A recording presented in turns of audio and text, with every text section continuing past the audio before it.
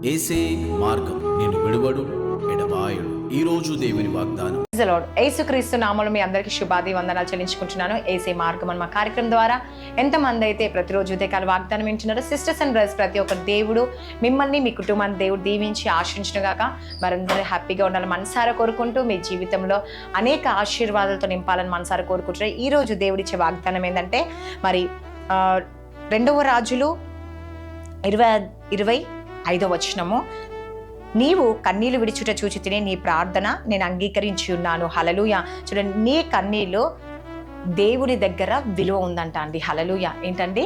నీ కన్నీరు దేవుని దగ్గర విలువ ఉంది. ఈరోజు నీ కన్నీటికి ఎక్కడ విలువ లేదేమో, ఎవరు నిన్ను పట్టించుకోవట్లేరేమో, ఎవరు నిన్ను మరి నీ కన్నీటికి వ్యర్థమని అంటున్నారేమో, కానీ దేవుడు సెలవిస్తాడు, నీవు కన్నీళ్లు విడిచుట చూచి తిని. హల్లెలూయా. చూడండి, ఈరోజు ప్రతి మనిషిలో ఏముంటుందంటే, ఈరోజు మీరు కన్నీరు విడిచినప్పుడు ఏ మనిషికి కనిపించకపోవచ్చు కదండి, ఎవరు నిన్ను గుర్తుపట్టకపోవచ్చు, కానీ నీ ప్రతి కన్నీటి బొట్టు అంటే నీ నిట్టూర్పు, ప్రతి బాధ తెలిసిన వాడెవరు తెలుసా అండి? యేసయ్య. హల్లెలూయా. నీ ప్రతి కన్నీరుని దేవుడు చూడబోతుండు, నీ కన్నీటికి జవాబు ఇవ్వబోతుండు. జవాబు ఇవ్వడమే కాకుండా ఏమంటున్నా అంటే, ఆయన నీ కన్నీళ్లకు సమాధానం ఇచ్చే దేవుడు, మరి ఆలస్యం చేయడంట అండి. హల్లెలూయా. కాబట్టి చింతించకండి, భయపడకండి. ఎంతమంది అయితే నా కన్నీరు ఎవరు చూస్తలేరు, ఈరోజు నా కన్నీటికి అసలు విలువ లేదు, నా కన్నీటి బొట్టుకు కూడా విలువ లేదని బాధపడుతున్నావా? అయితే దేవుడు ఈరోజు నీతో మాట్లాడుతుండే, ఏమని? నీవు కన్నీళ్ళు చూచి తిని నీ ప్రార్థన నేను అంగీకరించున్నాను కదండి. మరి ప్రతి కన్నీరు ఎవరి సన్నిధిలో ఉందంట అండి? దేవుని ఒక సన్నిధిలో ఉందంట. కాబట్టి మీరు దుఃఖపడకండి, బాధపడకండి. అందుకే ఏమంటుంది దేవుడు, నీ ప్రార్థన నేను అంగీకరించి ఉన్నాను. హల్లెలూయా. ఎవరి ప్రార్థన అంగీకరించిందంట అండి? ఈరోజు నువ్వు కన్నీరు విరుస్తూ ప్రార్థిస్తున్నావా?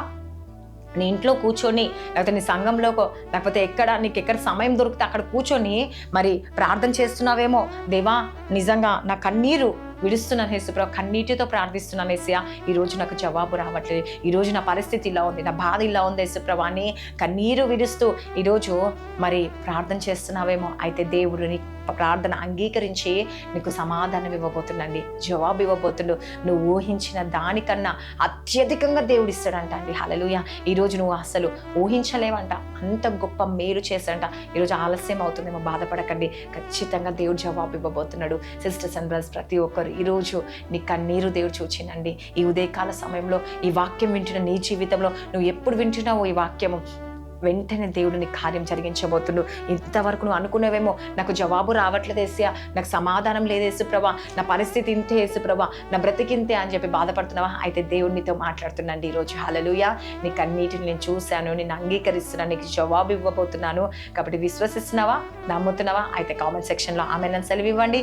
ఈరోజు నా జీవితంలో నా కన్నీరు తీర్చి నాకు దేవుడు జవాబిస్తున్నానని నువ్వు ఆమె నన్ను సెలవిచ్చిన వెంటనే దేవుని జీవితంలో కార్యము జరిగించబోతుండు. సిస్టర్స్ అండ్ బ్రదర్స్ ప్రతి ఒక్కరు ఈ వాగ్దానం మీ జీవితంలో, మీ కుటుంబంలో నెరవేర్చాలని మనసారా కొడుకుంటూ ఈ వాక్యం దేవుడు దీవించి ఆశించును గాక. ఆమెను ప్రార్థించుకుందాం. స్తోత్రం పరిశుద్ధ ఆత్మల యేసుప్రభా, ఎంతమంది అయితే ఉదయకాల వాగ్దానం వింటున్నారో నాయనా, నిజముగా ప్రతి ఒక్కరు నాయనా, నా కన్నీరు ఎవరు చూడట్లేరు అని చెప్పేసి, నా కన్నీటికి జవాబు రావట్లేదు, ఆలస్యం అవుతుందని బాధపడుతున్నారు యేసయ్య. ఎంతమంది అయితే ఈరోజు బాధపడుతున్నారు యేసయ్య? ఈ వాక్యం వింటున్న వారి జీవితంలో గొప్ప మేలు జరిగించండి, ఆశ్చర్యం జరిగించండి యేసుప్రభా. ఎంతమంది బర్త్డేస్, మ్యారేజ్ డే జరుపుకుంటున్నారో ఈ సంవత్సరం అంతా వాళ్ళు బ్లెస్ చేయండి, ఆశీర్వదించండి యేసుప్రభా. నన్ను నువ్వే కార్యం జరిగించండి, వారి గర్భాలు తెరవబడునుగా యేసయ్య. వారి బర్త్డేని కూడా దీవించండి యేసుప్రభా, ఆశీర్వదించండి యేసుప్రభా.